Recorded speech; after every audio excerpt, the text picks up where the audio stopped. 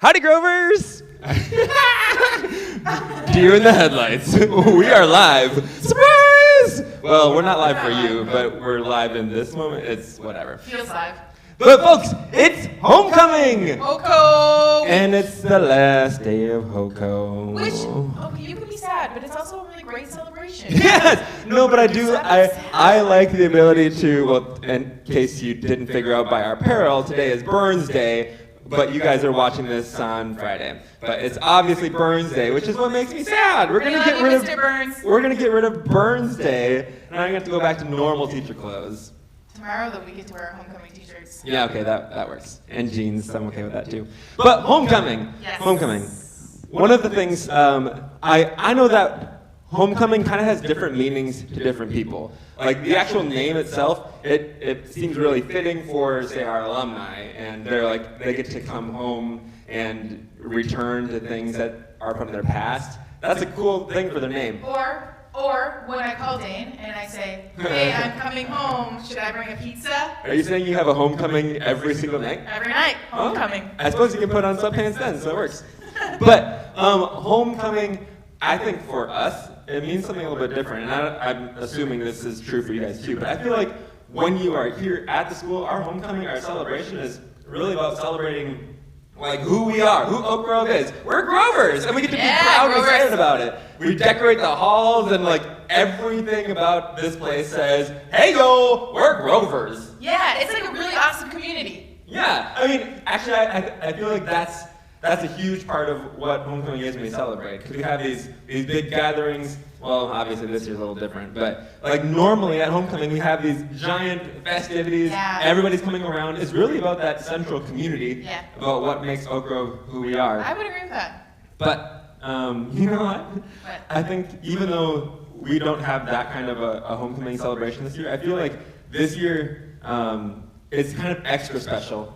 Because this whole year is kind of like a homecoming. Because we get to actually be back with each other. Oh, it's so good to be back, isn't it? Oh, man. I'm First day of school was actually homecoming, and we're just kind of still rolling around in it. It's like when you roll around in like the fresh fall leaves. Oh. We're just like, Fresh fall leaves, and they crunch. Oh, that smell. yeah. Oh, that's a good smell. Hallelujah. Is that? Oh.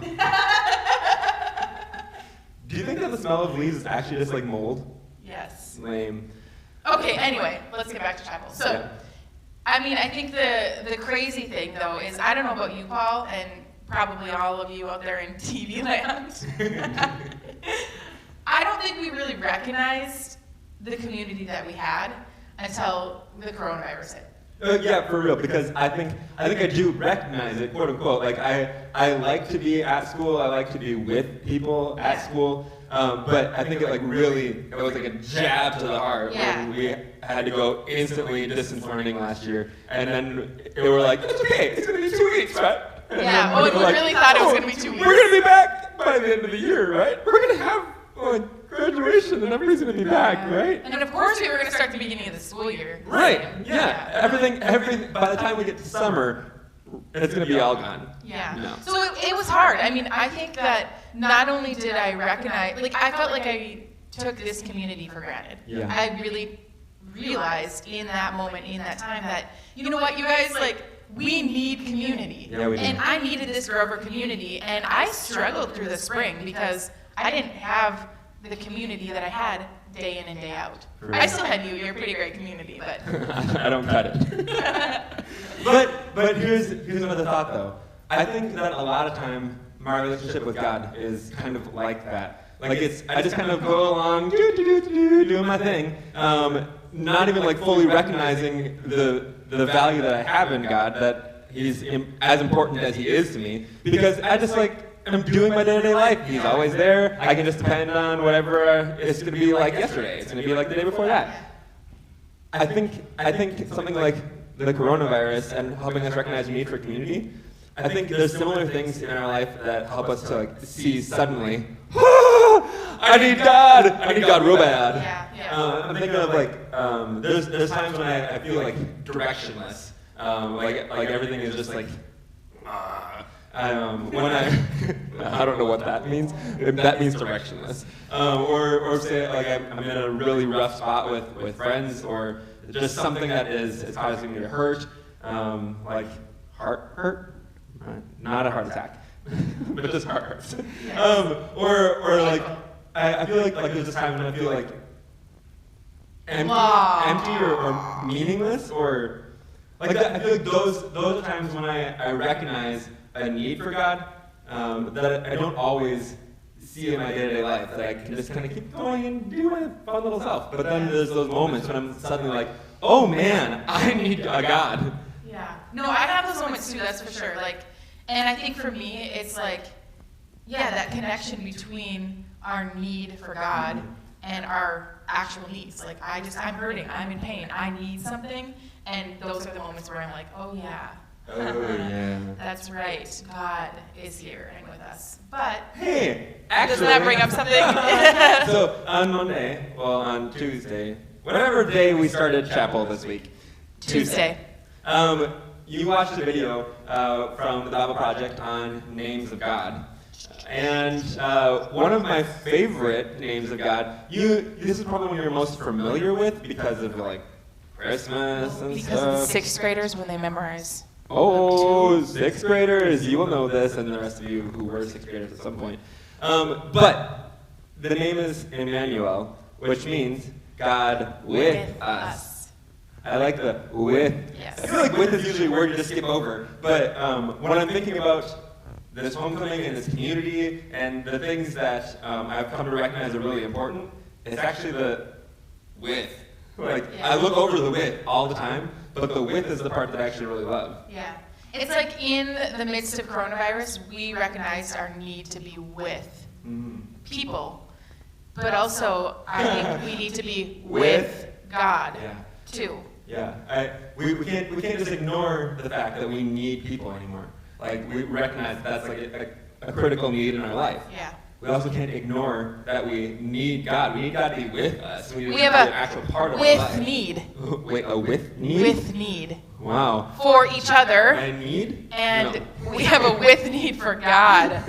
Oh, man. But you know, the thing is when we celebrate Homecoming Week and we're celebrating who we are, it's really cool to think that God is a part of who we are. Right. And really a central part of who we are. It's not just like, he's kind of like a side.